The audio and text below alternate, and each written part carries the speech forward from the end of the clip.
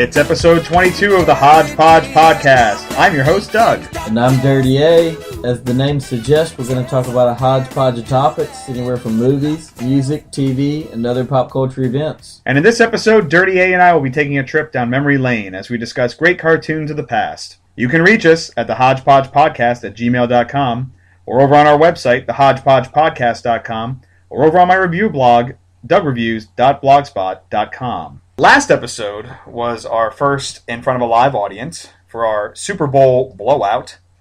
It was a lot of fun. It was a good time. But now we're back in the cave doing a solo. The way we do it. The way we do. Yeah. This week we decided to change things up a little bit again. As promised. As promised. A friend of mine commented that the Hodgepodge wasn't really living up to its name because we were doing a lot of movies. But in our defense, it was the holiday movie season, and it's just as bad as the summer, where there's a movie basically every week that you have to see, or two. And you know, that's our passion. We love the movies. Yes, so, yes. But now that we have some time, because it's January, well, ending January. Oh, no, it's February now, I guess. It is actually February. It is actually 1st, February. yeah. Still, whatever. So, really, is RoboCop going to be much better than I, Frankenstein? Probably not. Probably, maybe like a little better, at least from a production value standpoint, maybe. So we decided to wax nostalgic as we discuss some memorable cartoons of the past. And I don't care what anyone says, and I know every generation says the same thing. We had the best cartoons. Yes. Our generation grew up with the best cartoons. The shit that they put on today is just awful. Well, the other thing is, too, terrible. is like a lot of the cartoons they put on today, I think, really try to cater to adults.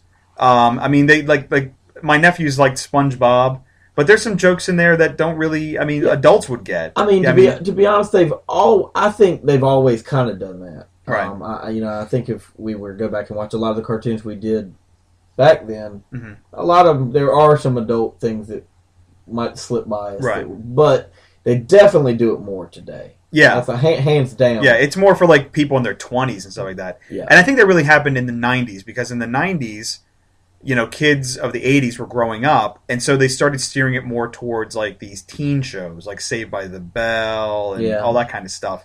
And all of a sudden, like the Saturday morning cartoons on NBC and ABC and CBS were gone. And it was just like a bunch of teen shows, and CBS turned into, you know, weird programming, and you know, and it just they just kind of died away. Shame. Yeah, and then they started going more to cable, the cartoons, and like the quote lesser channels like Fox started picking up cartoons, and and then WB at the time, and then you know, for better or worse, whatever, you know, a lot of the cartoons now, especially for the younger kids, mm-hmm. you know, they try to make it leans way more heavily on the learning side than on the fun side of things. Yeah, they're trying to make it more like Sesame Street. Yeah. And there's only one Sesame Street. Yeah.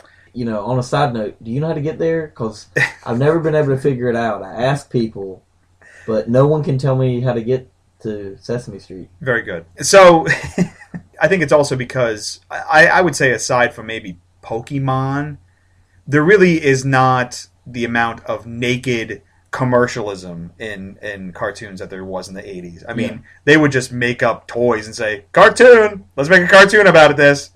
And I know we have a couple that we're talking about today that were like that. Yep. First one that I want to talk about is G.I. Joe. Classic. 80s G.I. Joe. Yep. 85, not the later ones and all the crazy bullcrap. 85 G.I. Joe was basically based on the new action figures that they were putting out. They basically went to the Star Wars model for action figures, because G.I. Joe was actually been around since the 60s. Yeah, they used to have the taller... Yeah, like the 12-inch. Actually looked more like an actual soldier type of doll. And then they started creating... they moved towards the, quote, action figures. Right, size. like the Star Wars, like 3 3/4 inch action figures. And they came up with all kinds of crazy characters, and basically G.I. Joe was supposed to be a top secret, you know, military force to fight against this terrorist organization called Cobra. It's funny how, I mean, not to get real serious about it because it was a cartoon, but I remember when 9/11 happened, and you know, and it was horrific and everything, but I'm just like, and then they had like this, they start talking about Al Qaeda, and it's like this Al Qaeda terrorist thing. I'm like, these guys are like Cobra. It's crazy. It's like I gotta be honest. I was like, wow, where's he going with this? Where's he going with this little round? I don't know. I was like, this is. And then they have like the SEAL Team 6 going, and then they go in, and like they're like GI Joe. So it's like the core team. Yeah. Yeah. It's almost like reality has started to reflect that fiction. It's. I mean, obviously there's no Zartan, but.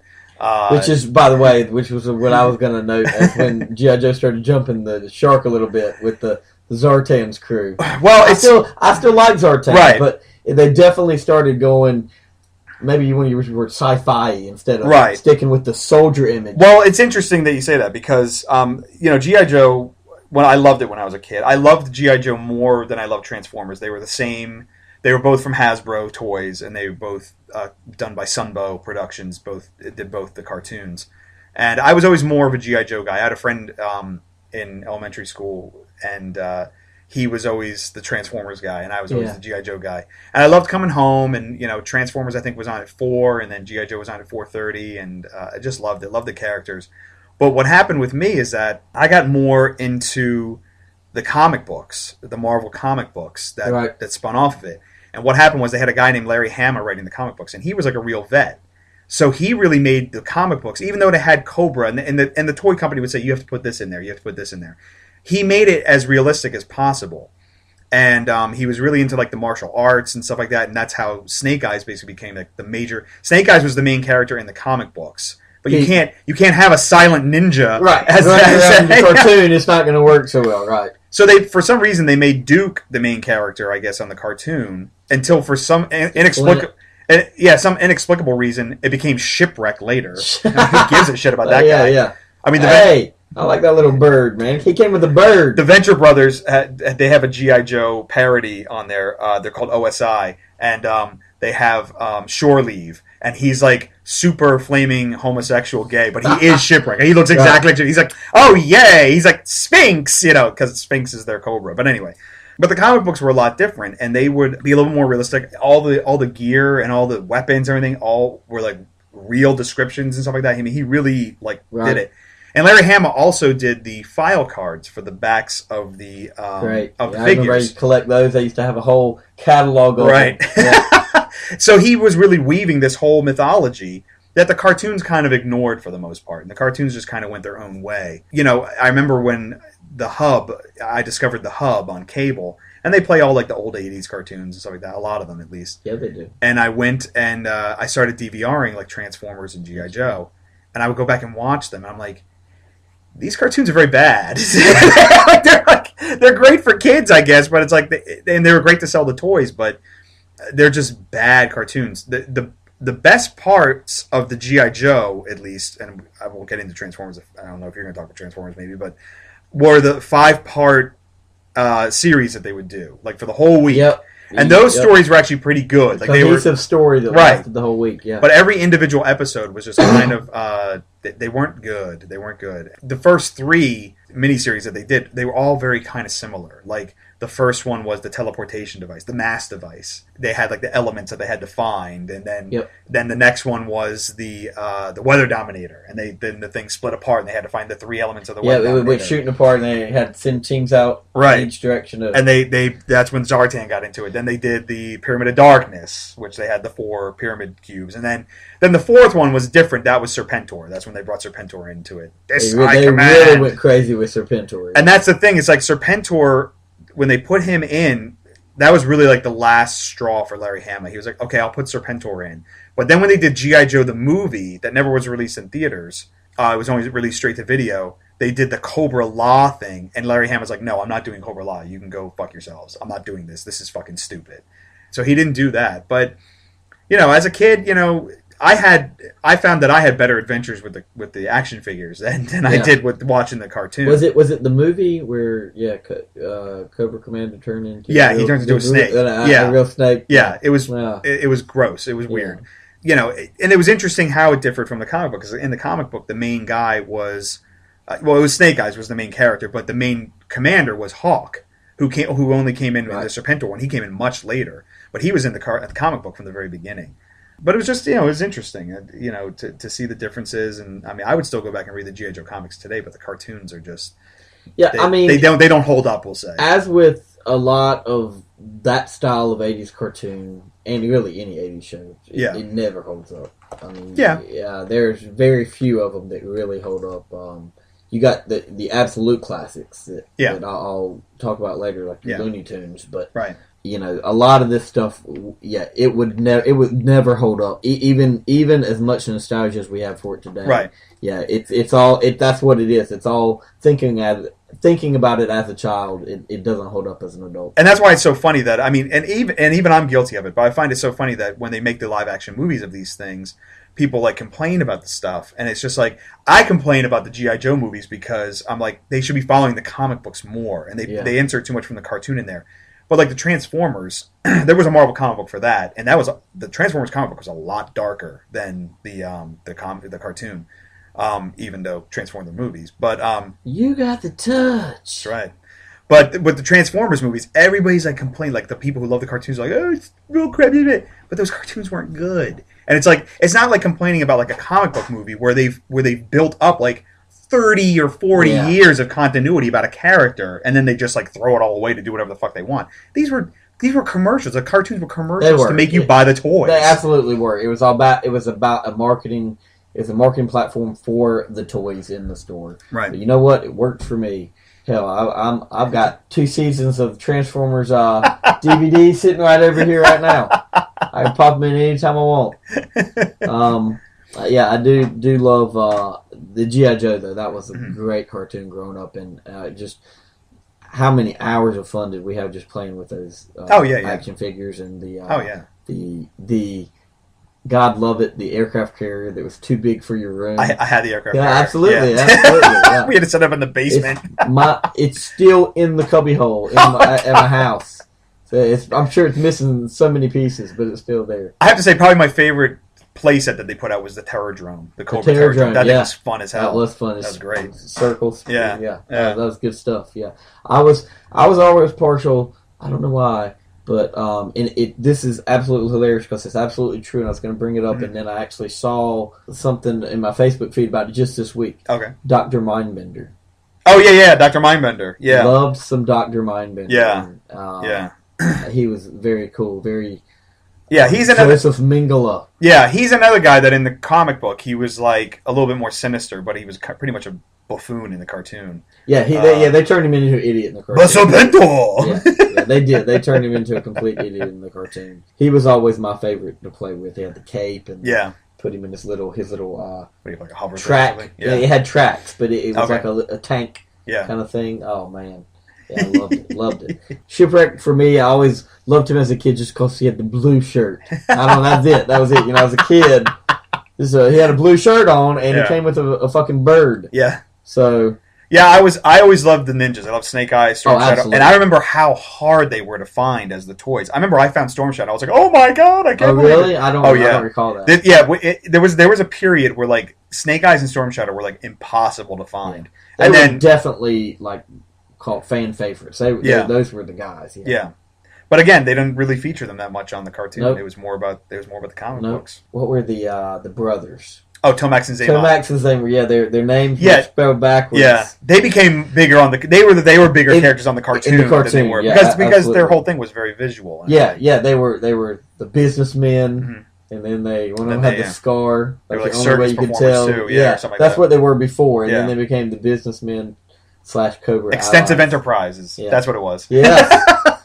But so love G.I. Joe. Yeah, and I love like you said, collecting the cards you cut out the back of the just good stuff, good fun, and I don't know, I just don't, and I know it's because I'm not a kid now, but I just don't see like Pokemon and what a Dragon Ball Z and all that crap today. I don't get the appeal. Well, Dragon Ball Z is a little bit different because they do try and weave like a cohesive story. They do. I'm not even saying that G.I. Joe never really did that. I'm not even saying that it's not a cohesive story. I just the appeal for me is just I don't.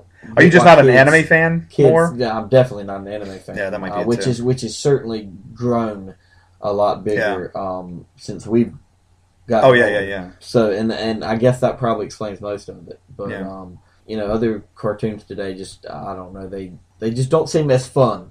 And to me, that's what a cartoon was always meant to be. It was meant to be fun. an escape, if you will, for your kid who's, gosh, got the world on their shoulders. They need an escape from life. But yeah, so I agree. G.I. Joe, definitely up there as far as what I was watching when I was a kid and playing with. Yeah. Which I think a lot of these will have the companion toys. Yeah. To go along. Well, that's what the 80s was. I mean, that's all it was. It was just, hey, Visionaries. Yeah. Visionaries. Yep. There was Visionaries and something else. They both came out around the same time, but I forget what the other one was. But the other one seemed to be more popular. Maybe I don't think it was Mask. Maybe it was Mask. Mask actually, I think is for me. I loved Mask. Right. It was actually only a cartoon for like a season or two. Right. Which surprised me going back and looking because I had all the Mask stuff. Right.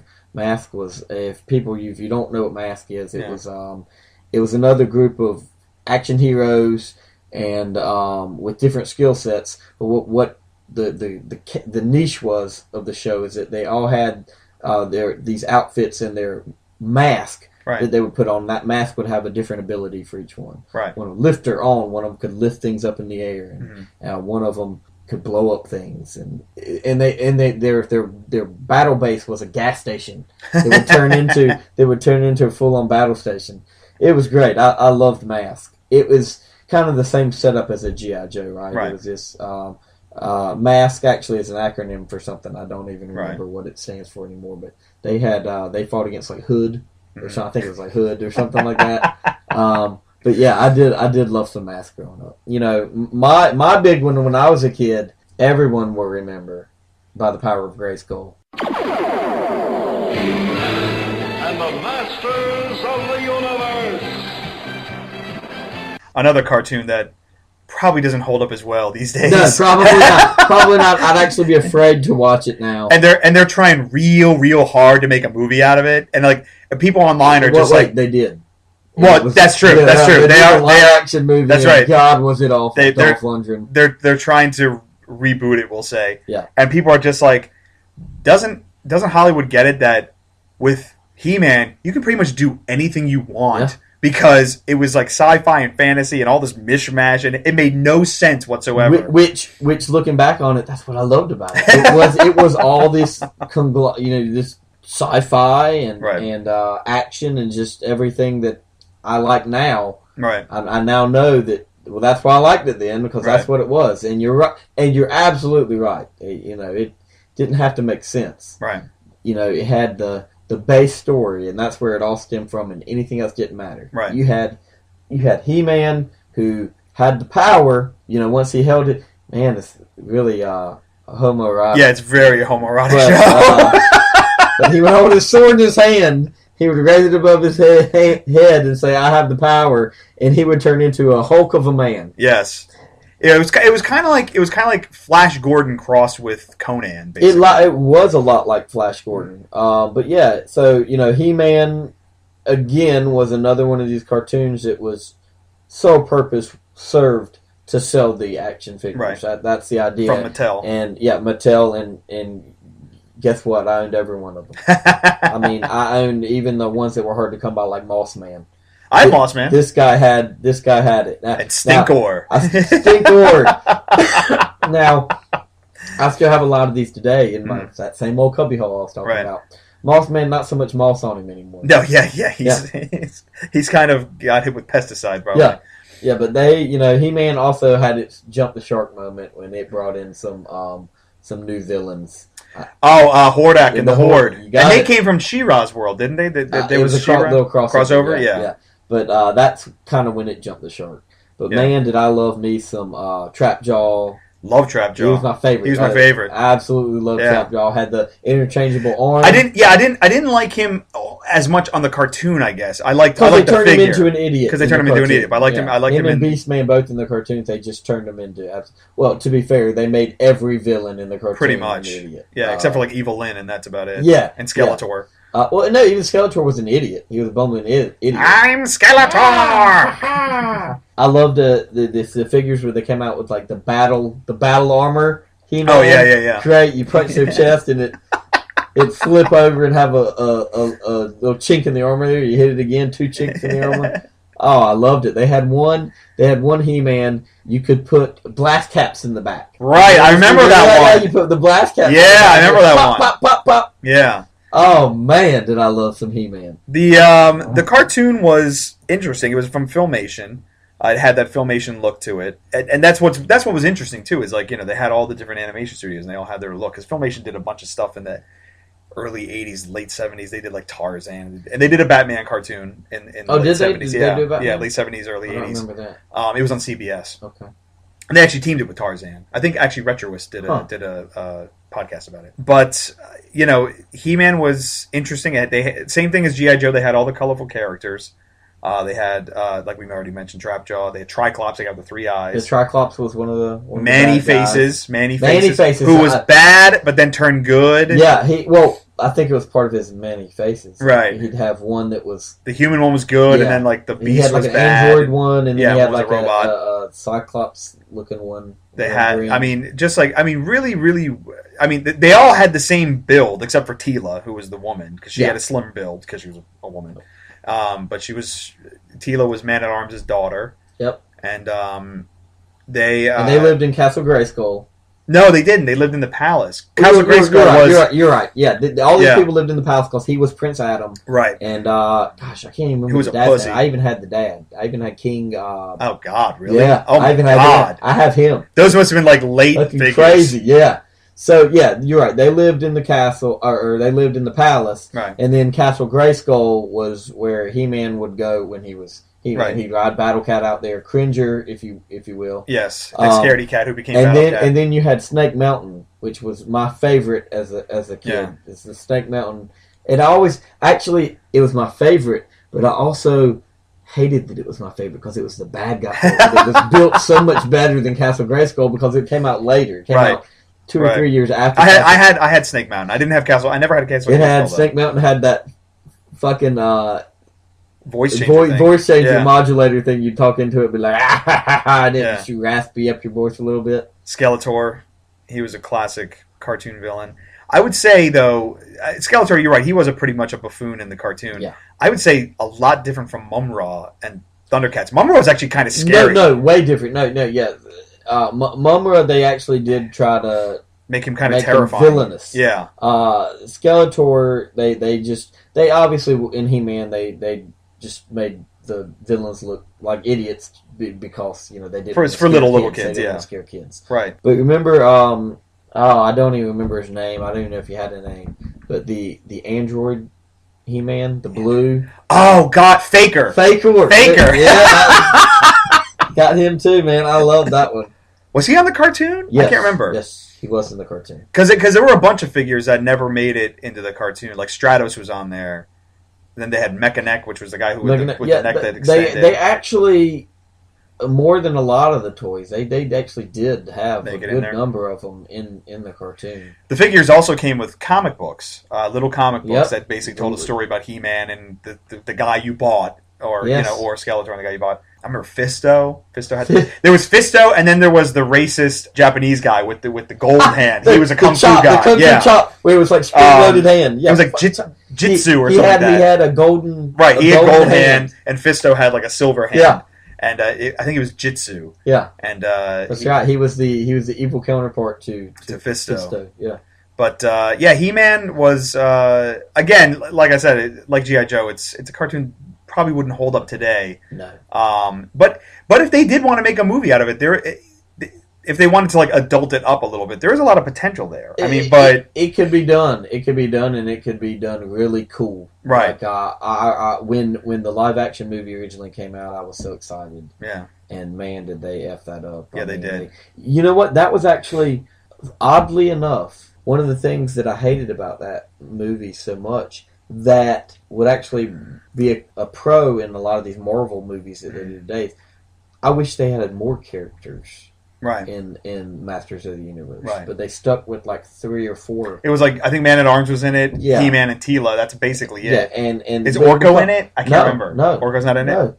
Because they set it on Earth. Right. And so that was a mistake. Everything. That's a mistake. Right. No, and I know, I'm sure, I guarantee, It's absolutely the budget thing. Oh yeah. That was absolutely. I think it was a Carl Co. Pictures, which was but no, you cannot set He-Man on Earth. The whole point is he's there in Eternia, right? And that's where they're fighting the battle, and that's why they're fighting the battle. I mean, But yeah, Gamay. Speaking of Orko, I did love some Orko. He was the comic relief, if you will. The best part about Orko was that he was a little flying wizard on the cartoon, but then when you bought the figure, he was like just as tall as He-Man. Basically, it was ridiculous. He was like motorized though. He was motorized. He had one of those little things you pull it. That's right, and then he goes. But I mean, you didn't like Frank Langella as Skeletor? Come on, man. God, and they had Beastman. Yeah, which was pretty cool. Frank Langella Skeletor. Was Eva Lynn in that movie too? I think she was. She was. Yeah, she was the evil sorceress. What she was, the evil sorceress who was trying to get the key. Or whatever it was, that key. I can't remember what they called it. Was. Whatever, who knows? They actually do comic books right now. I want to say DC is doing the He-Man comic books, but they actually do the comic books now, and they kind of adult them up a little bit more and make it more homoerotic.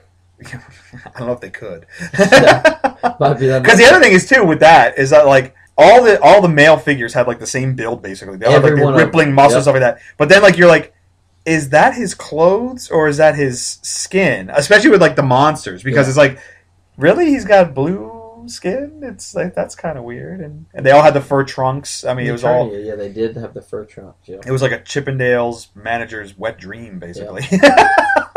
It was good stuff, and of course that spawned off She-Ra, his twin sister, for the girls, for the girls, and it had its own show and cast of characters there that I don't know much about, to be honest with you. The only thing I knew really was Hordak and the Horde, because I ended up buying those villains. But then you could see that they were kind of repeating themselves with those villains. Like Hordak was cool, but then like he almost looked like a vampire almost type. Yeah. He had like little blocks he was made up of, I don't even know, little blocks that you put together, and I don't. It's hard to describe, but yeah, I remember one of the things that they had with that Hordak group that I loved. I always played with it. I don't remember what the name of it was, but it had like slime that would turn the good guys evil, and it would pour down on you. That was a playset, right? He has a playset, and it come with slime, and you pour it through this thing, and it coat the whoever you put in the little machine. It was supposed to make the good guys evil.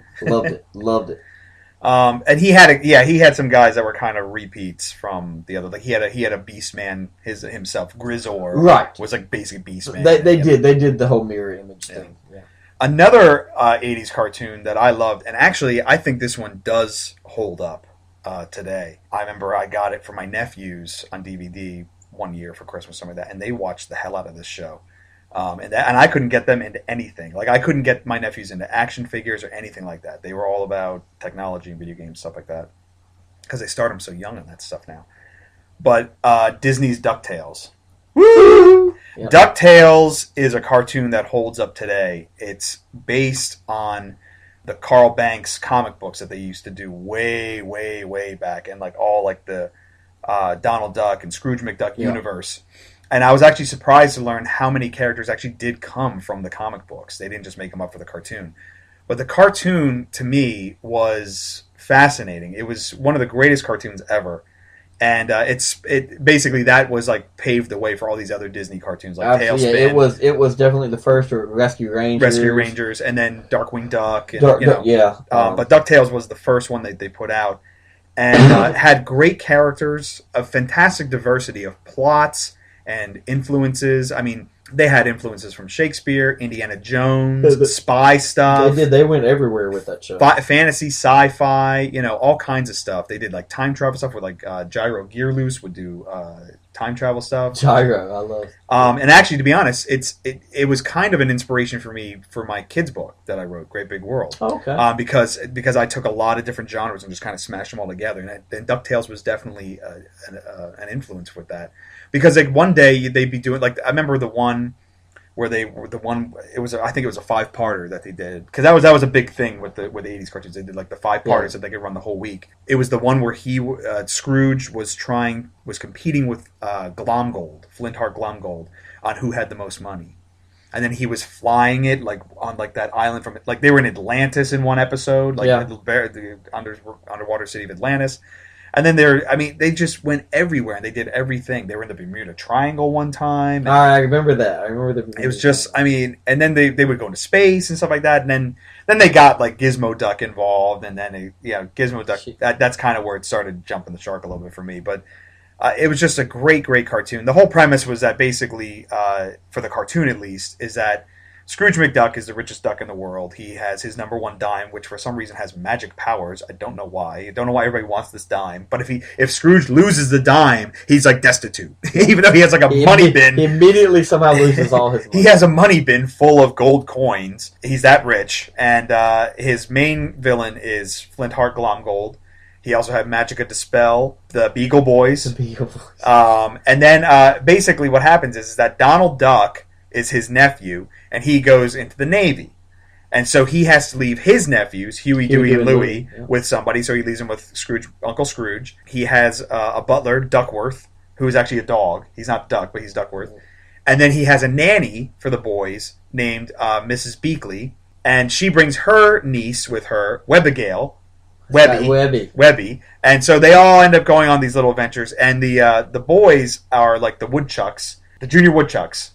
And they have the Woodchuck Manual. The Boy Scouts thing, yeah. Right. And they the first episode, the first 5-parter that they did was this guy was obsessed with the gold, the gold, I guess it was the lost city of El Dorado? Yeah, something like that. Yeah, and he was obsessed with gold, and he lived for like centuries and stuff like that because he was basically fueled just by his desire for gold. And then Scrooge gets involved because he has a ship that has a map on it or something like that, and it was just really, really inventive, really cool. Launchpad McQuack, you can't forget Launchpad McQuack. Yeah, Launchpad. The guy who could fly the plane fantastically, but then he just couldn't land and he would always crash. Who voiced Launchpad? Oh, I have no idea. I'd have to look it up. It's such a distinct voice. Yeah. And a lot of the voice actors, you pick them up. Like Transformers and G.I. Joe use the same ones. Like Cobra Commander and Starscream were the same. Yeah. Oh, they just basically the same voice. Yeah. And but DuckTales, I love DuckTales. I mean, I could probably watch DuckTales today and just be like, this is a fantastic cartoon. Yeah. Really good. I always liked it the best of all the ones. I like Chip 'n Dale's Rescue Rangers too, but DuckTales was always my favorite. Chip 'n Dale Rescue Rangers. And they're actually, we just found out that they're actually going to try and make a live action and CG version. I applaud it. I hope. Look. I applaud the idea. Right. I'll always reserve my right to judgment and wait for the execution. Like, I don't want to see them go the route of, say, Alvin and the Chipmunks. That might be what they're trying to do. Which God, I hope not. Would not be good. Yeah, that would not be good. They should just make it an all CG cartoon, basically, and just bring it back that way. Yeah, that would. I mean, it's a great show. It's a great show. It's a call it a companion show, if you will. To DuckTales. Yeah, they had great characters too. Monterey Jack. Jack. I loved some Monterey Jack. Zipper the Fly. Yeah, absolutely. But I love Monterey Jack. But yeah, DuckTales, absolutely. When we were kids, definitely held up as a great cartoon that, like you said, a kid could watch today and enjoy it. Yeah, definitely. Yeah, my nephews loved it. I mean, they loved it.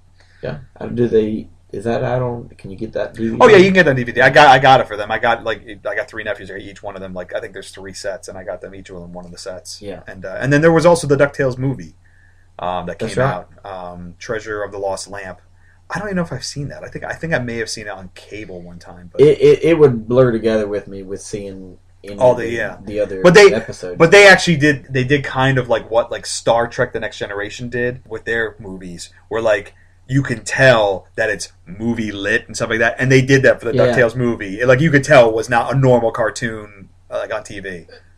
I bring this up because of a picture you showed me recently, but who was the Scottish duck? Well, Scrooge was Scottish too, but the other guy with the beard, that's Flintheart. That's Flintheart Glomgold. Okay, Glomgold! All right. Yeah, Scroogey!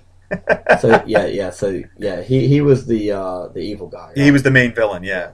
Yeah, I think they were going to make him something different, but they decided just to make him Scottish too, and they thought it worked. He had the kilt on. Yeah, he had the kilt and he had the little hat, but in the picture that was Scrooge in the picture. That was just Scrooge. That was Scrooge. Okay. Yeah, it triggered my memory. Yeah, Glomgold had the big gray beard. Yeah, he did. He had the full on the chops. Big mutton chops. Yeah. He did. That's good stuff. And also, DuckTales also spawned a great Nintendo game from Capcom. and they actually just put out a remastered version for like PlayStation 3 Really? and Xbox. Yeah, My memory is so bad, but I vaguely remember playing DuckTales. That's a great game. But I don't. I can't remember a thing about it. Yeah. But I definitely. Scrooge can jump around on his stick, on his cane, and he Yeah, can knock yes. enemies out and stuff like that. Yeah, Yeah, he had the a lot of fun. cane jumper. Yeah. My next one up is kind of a cheat. Actually, my next couple are kind of cheats, but I mean, it's what I watched. You do cheat. It's what I watched as a kid. I'm talking about Cartoon Express.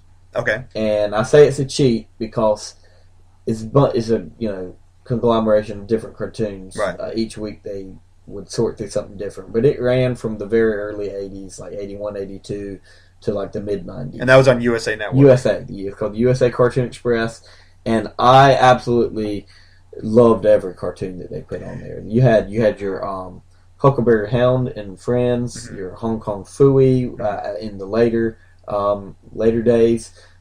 Inch High Private Eye. Loved Inch High Private Eye. I don't even know what it was. Grape Ape. Speed Buggy. Mm-hmm. Chopper and the Gang.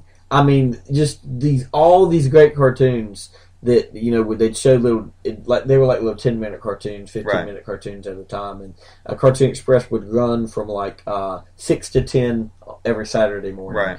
I loved it. The Laugh Olympics. Muttley. Oh, yeah. Loved Muttley. Yeah, I loved all those Hanna-Barbera characters. I just never really watched the Cartoon Express. I just never really got into it. I watched more of the network stuff when they would come around with their fall shows and stuff like that. You never watched Jabberjaw? I know Jabberjaw, but I never really watched the Cartoon Express. I just never. I mean, I've seen him before. Yeah. I know who he is, but it's just I never really. Yeah. Cartoon Express was just never my thing. Yeah, this is definitely the one cartoon, and again, I kind of a cheat because it's not just one cartoon, but it's the one show. We'll say it's the one cartoon show that I just did not miss on Saturdays. Right. I mean, it got me up in the mornings. I loved watching the Cartoon Express, and I mean, it had everything on there. It even occasionally ran some Popeye. Mm. I think at one point it might have even had Pac-Man. It's possible after ABC lost it or something like that. Yeah, because I remember. You remember the Kubert cartoon? Yes, that was on CBS. Yeah. So and then they did Donkey Kong cartoon. They were trailing off a little bit. Yeah. Cartoon Express was my jam. That was definitely speaking of the Donkey Kong one. That was definitely a podcast that the Retroists did. And it was Saturday Supercade, which was on CBS. That's right. And they had Donkey Kong. ABC had Pac-Man, but CBS had like Donkey Kong and Pitfall and Q*bert. Pitfall, I don't think. I mean, none of them really actually lasted that long, but Pitfall, I don't remember lasting more than a couple times. They just made the main guy. He was like a dude, and he was in the cartoon, and and then he had like a niece or something like that. I couldn't even tell you anything, but you're right. That was set up as a rival to a lot of the stuff like that was on the Hanna-Barbera USA Cartoon Express. The cartoons. They were all so nonsensical, but I loved every one of them. Right. The Hair Bear bunch, the Hair Bear. Yes, I remember that. Yes, big froey hairs. Yes, on these bears. God, it was so good. Captain Caveman and Son. Later. Those are probably on. I think they're probably on Boomerang now. A lot of them probably. Some of them would have to be. I mean, I don't know how you can have a network like Boomerang that shows retro cartoons and not have a lot of these. Yeah. What else you got on your list? Well, my list ends and kind of begins and ends with what I feel is the greatest cartoon ever put out, and I'm biased when you hear what it is. This cartoon came out in 1992 on Fox. It later moved to WB. It is Batman, the animated series. Yeah. I never got into it. You gotta watch it. It is so good. It's good. It's a very adult take on Batman, but it's PG enough that kids can watch it. This cartoon was basically created by Warner Brothers Animation. They did it as a follow-up to Batman Returns, the second Tim Burton Batman movie. And so the characters kind of look a little bit like they did in the movies. Like the Penguin has like the flippers Okay. in the first couple seasons. Gotcha. Catwoman has long blonde hair like Michelle Pfeiffer. She doesn't have like her short black hair like she has normally in the comic books. They had just a fantastic voice cast on the show. Is this the one where Mark Hamill was Yes, Joker? Mark Hamill was the Joker. Okay. This is where it came from. Okay. Originally, Tim Curry was supposed to be the Joker. Oh, okay. But something That would be good, too. I can see that. didn't work right or something like that, and then they brought Mark Hamill in to do it because Mark Hamill was on another episode, and he auditioned for the Joker, and he tells the story all the time. He auditioned for the Joker, and he didn't think he would ever get it. Actually, I've seen this. Yeah. Didn't he just audition in general for like a part on the show? Right. And then they brought him back to audition for something he didn't even know it was going to be the Joker. I think it was something like that. And then he did. He's like, he left the audition. He's like, that's the best Joker they'll ever get. Too bad they'll never cast Luke Skywalker as a Joker. And then they called and said, hey, you want to do it? And then he was like, oh my God, I got to be the fucking Joker. You crazy? Yeah. So it was a very Art Deco style to it. It was the idea was they were going to kind of take like the Fleischer Superman cartoon look and kind of apply it to Batman. Yeah. And it was. If there's one thing I do remember about it, it was very stylized. Oh yeah, totally. It was a very 40s look to a lot of stuff, but it was still very modern at the same time. It was the main, I would say, brainchild behind the whole thing was an animator named Bruce Timm. He created the whole look for the DC universe for so long. This is the same look that went into the Superman adventures that followed after this, the Justice League cartoon. That's like the Bruce Timm look. One of the big writers for it was Paul Dini. If you guys, listeners out there, want to catch a great podcast, Kevin Smith does Fat Man on Batman. And he has several episodes where he sits and talks with the people that worked on the cartoon. He has several episodes with Paul Dini where they talk just about episodes and do like commentaries on the episode and stuff like that. This cartoon, like I said, it treated all the villains.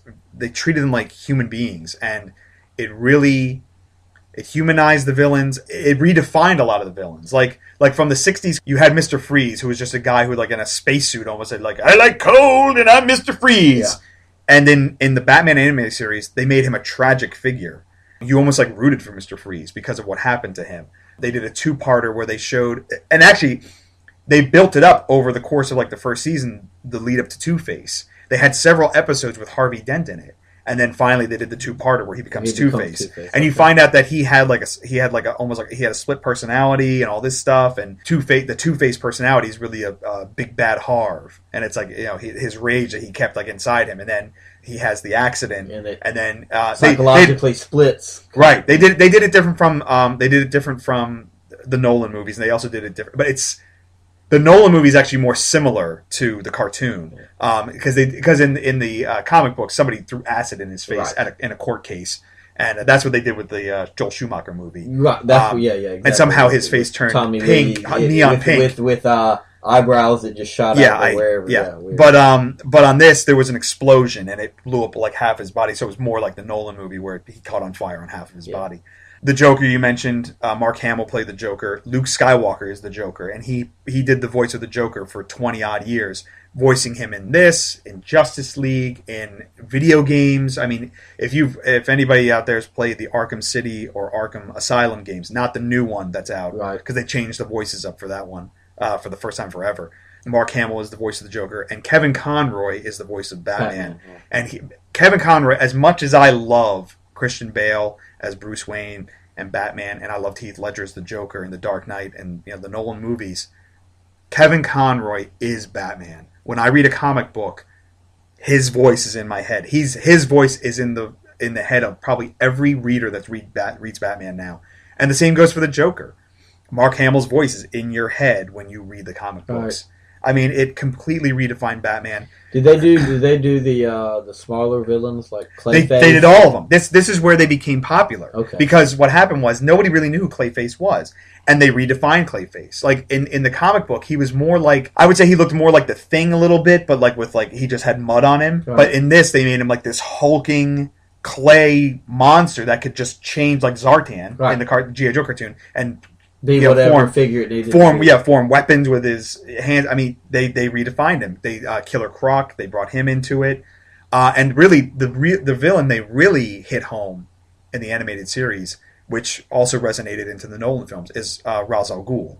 Yeah. he became a big deal in the animated series because Ra's al Ghul he didn't appear in the comic books I think until like the 70s, maybe the late 60s and the 70s, because that's when they were trying to take Batman back to making him darker again from the TV show, the League of Assassins arc. Well, yeah. They were the League of Assassins, and because I always get confused with the Nolan movie where it's the League of Shadows. League of Shadows. It started the League of Assassins. Right, and Arrow, it's like the comic book where it's the League of Assassins. Right.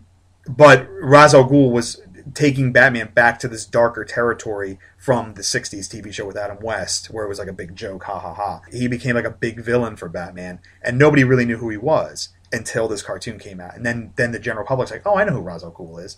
So when in the Batman Begins, when Ra's al Ghul is revealed, you're like, oh yeah, he's totally Ra's al Ghul, nice. And then Talia was also in the cartoon, and all of them were in it. They use everybody. The Mad Hatter, it wasn't like the '60s TV show where they used just like 3 of them. Yeah. The Penguin, Riddler, and Catwoman. Yeah, it's a fantastic cartoon. And then they eventually had a team up with Batman and Superman, and that was called World's Finest. That was great. It was great how they discovered each other's identities. Like Batman comes to Metropolis looking for the Joker, I think, and then Superman breaks up a fight that Batman's in with a bunch of hoods, and then he X-ray visions his mask. I mean, Superman. Like, he goes, yeah, I'm going to see who you are. And Batman's like, you peeked. And then later, Superman goes back to his Batman's apartment. a fucking detective and probably said, oh, look, glasses. Not a very good disguise. No. Because what happened was he put like a tracer on Superman, and then he traced him back to his apartment, and then he's in there, and then Superman looks out across like several rooftops, and he sees Batman with like these binoculars, and Batman gives him a thumbs up. Hey. It was awesome. And it was just great. It was great. They actually set up a little romance between Batman and Lois Lane. It was really good. Cool. And then they did. Eventually, they once the 90s movies kind of fell out of favor, they redesigned some of the villains, and they redesigned Batman. Thank God.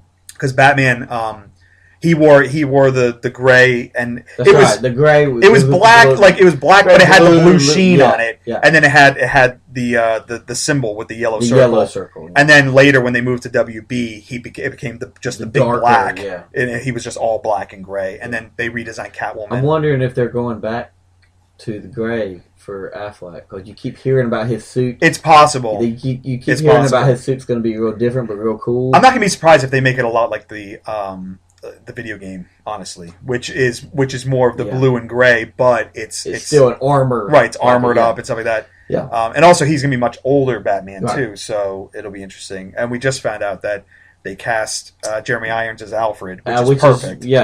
And spot on there. And Jesse Eisenberg as Lex Luthor, which could be very, very interesting. Yeah. You point out, Jesse Eisenberg can play a smart asshole, a genius sociopath, kind of guy. So he can perfectly capable. I'm not quite sold on it like you are, right? But I don't doubt Eisenberg's acting ability, right. So I know he's definitely bringing something to the table, and I can't wait to see what it is. It'll be nice. I mean, it'll be nice to see somebody do something different from Gene Hackman, basically, because basically that's all Kevin Spacey did. No, but all he did was just kind of repeat Gene Hackman a little bit. He made him a little bit tougher, I guess, but he really just did the Gene Hackman again. So it'd be nice to see a different take on it. But yeah, Batman the Animated Series, like I said, for my money, it's the greatest cartoon that ever I'll was. Check that out. And the Superman one is equally as good. Is that on Netflix at all? Yeah, I think it might be. You have to check it out on Netflix. I'm sure they have the DVDs for sure. Yeah. But like I said, I'm not going to pay for it, sir. the Superman one's good too. They might have Was Batman. it along the same lines? Was it created by the same? Oh yeah. Bruce Timm did. They actually call it the Timm verse, and he did Batman, Superman. Then they did the Justice League Unlimited. Okay, all right. So it all kind of ties together. Right, it all ties together, nice. and Kevin Conroy was Batman's voice through all of that. Okay, that's nice. And Mark Hamill's still the Joker. It's just great stuff. If you can see Batman the Animated Series, check it out. You won't regret it. I've heard Mark Hamill as the Joker because I have seen Clerks 2 and Cockknocker. Yeah, well, no, that was James Silent Bob Strike Back. Yeah.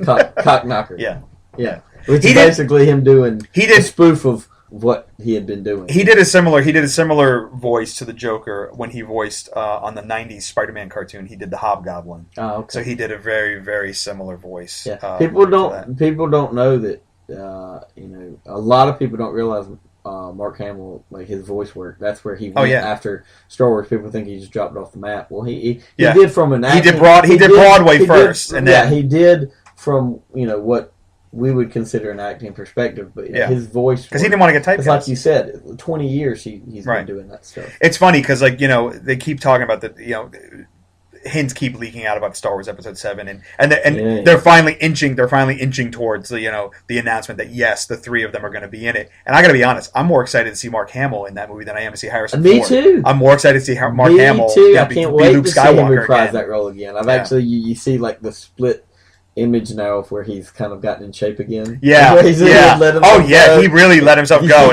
And Carrie Fisher was just on. She's always been in the balance of ever since Jedi. She's been she's had issues with her weight because she's had problems with alcoholism. But she was just on Big Bang Theory. Was that episode? Yeah, and she obviously she doesn't look like she did in Jedi, but she looks like she's lost a ton of weight. I'm excited about seeing both of them, and for sure the reason is because I haven't seen them. Right, like I have Harrison Ford. Right. He's been around. We know what he's been doing. We know what he's capable of. Right. And do not get me wrong. I cannot wait to see him do Han Solo. Oh yeah, me too. Oh man, yeah, me too. But I'm super excited to see Luke Skywalker back on the screen. Yeah. I can't wait to see what they do with the story. I'm not a naysayer. I don't think that they're going to. I believe that this one's going to be good. Yeah. Hope so. I'm going to be, if I'm going to be optimistic about anything, that's what it's going to be. I'm going to keep that candle burning that this will actually be a good story. Yeah. So I wish, talking about that, it makes me wish that I had watched that show when I was younger. I honestly, I can't even tell you why I didn't. Yeah. I was too busy watching James Bond Jr., I guess.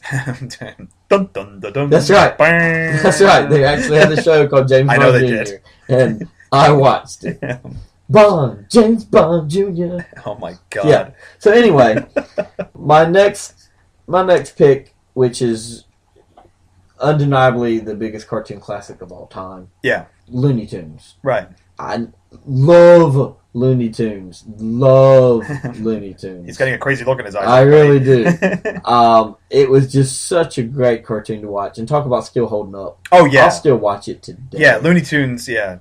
That was another one that had a lot of adult stuff in it that, And I love the Bugs and Daffy, but I love the side stuff that Looney Tunes did, like Sam and Ralph. Remember Sam and Ralph? No. The sheepdog and the They punch into work in the morning. Morning, Sam. Morning, Ralph. Right. They punch into work, and the job would be that the coyote would try to steal the sheep, and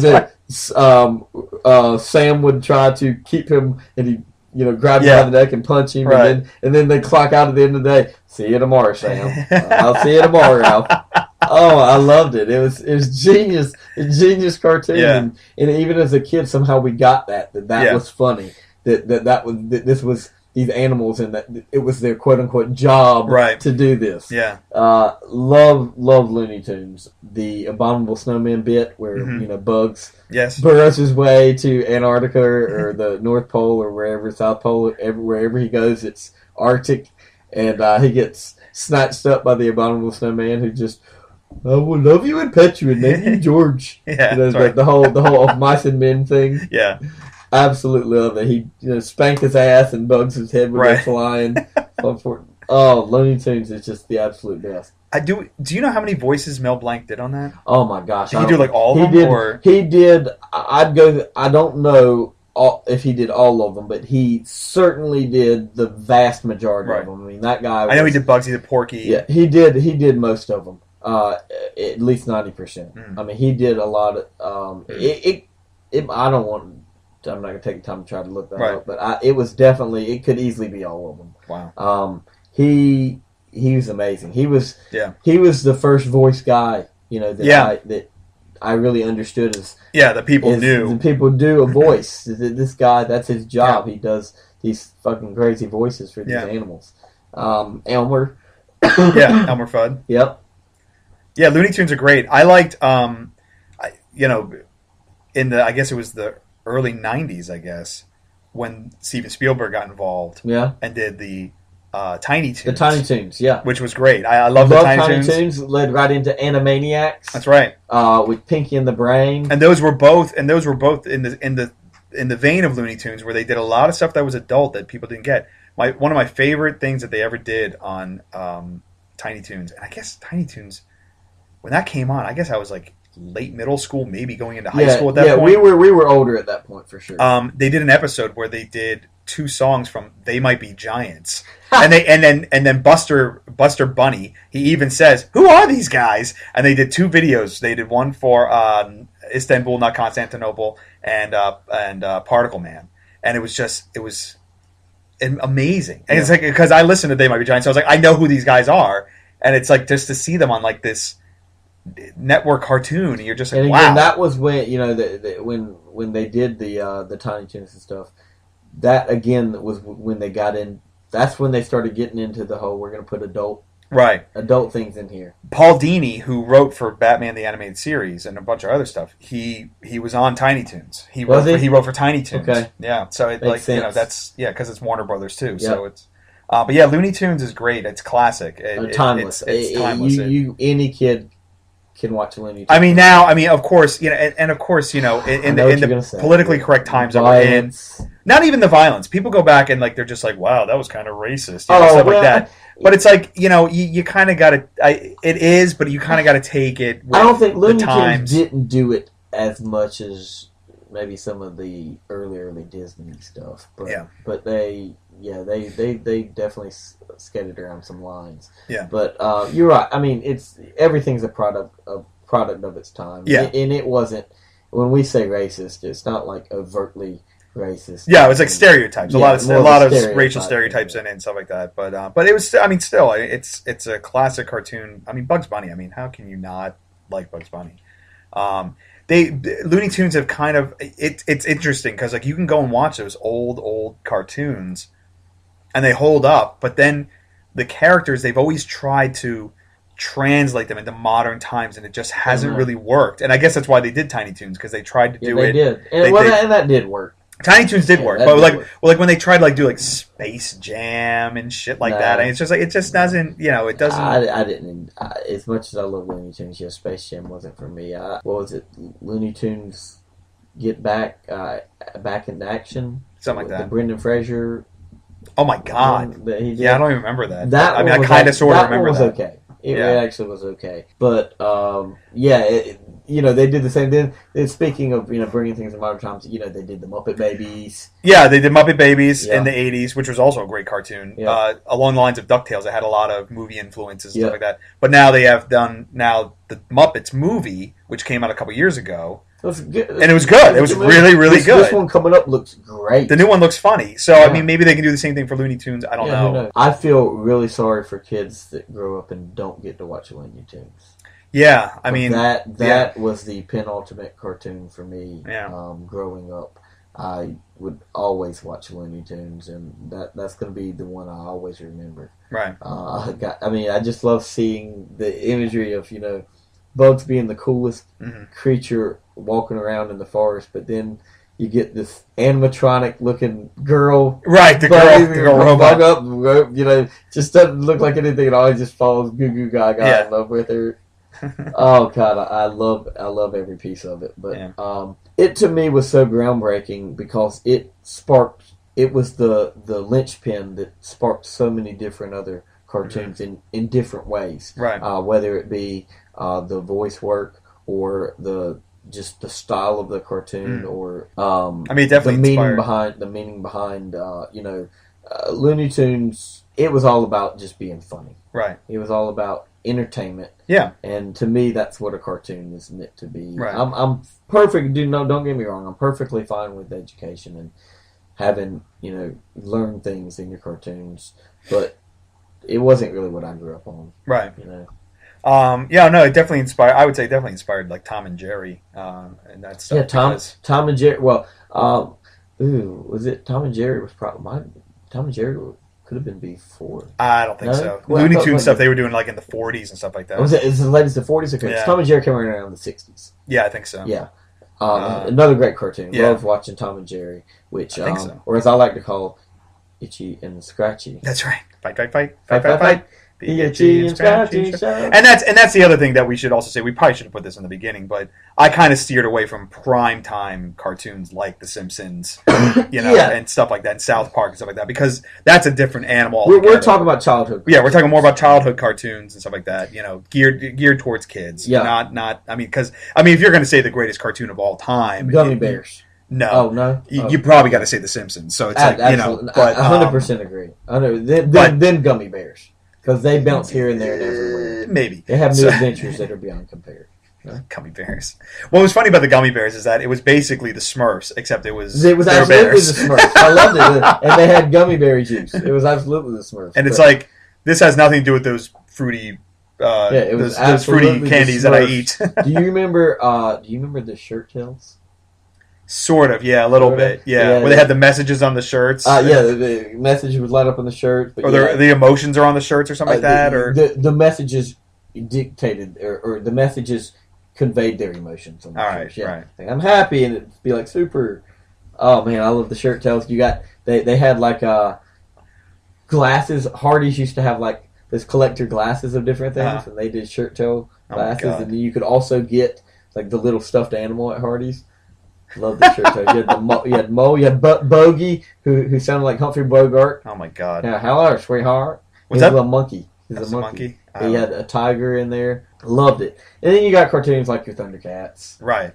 Which I honestly, I'm not gonna lie, I watched Thundercats, but I was not like into Thundercats like I guess a lot of people were.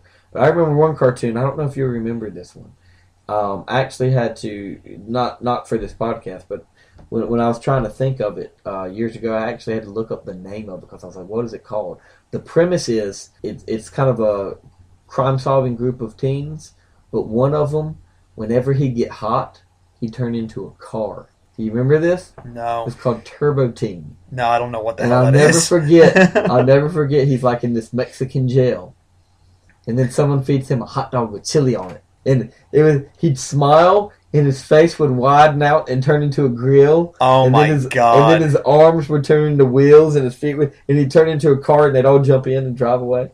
I vaguely Oh remember man, that. it was there's no way it lasted long. I don't have anything. I don't know anything else about it, but I'll never forget the imagery of this boy turning into a car. My favorite cartoon that I never watched, If that makes sense. if that makes sense, was Bionic 6, just because I love the theme 6. song. The theme song was so it was cool. a classic theme song. Yeah, absolutely. But so that'll do it on our walk down memory lane. I'm sure there'll be others in the future. Absolutely. We didn't even touch the Teenage Mutant Ninja Turtles, you know. Yeah, that's true. Yeah. But Can't wait for that movie. Yeah. You know, I agree with you, but I actually do like the way they look. I like the look that they've released Leonardo and Shredder. Right. And both of those I was okay with. I was like, oh, okay, all right. Particularly Shredder. Which is kind of hard to mess up Shredder. But they didn't make him like over the top Shredder. He just looked like this kick ass villain with headgear, or, you know. I don't know. I don't know.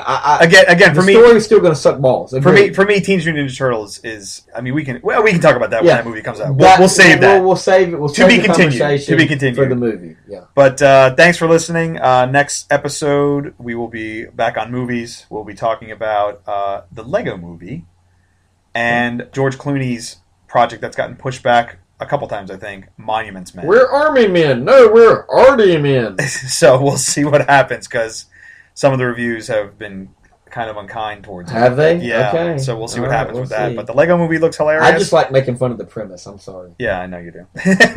But yeah, we'll see you next time. Enjoy the cartoons.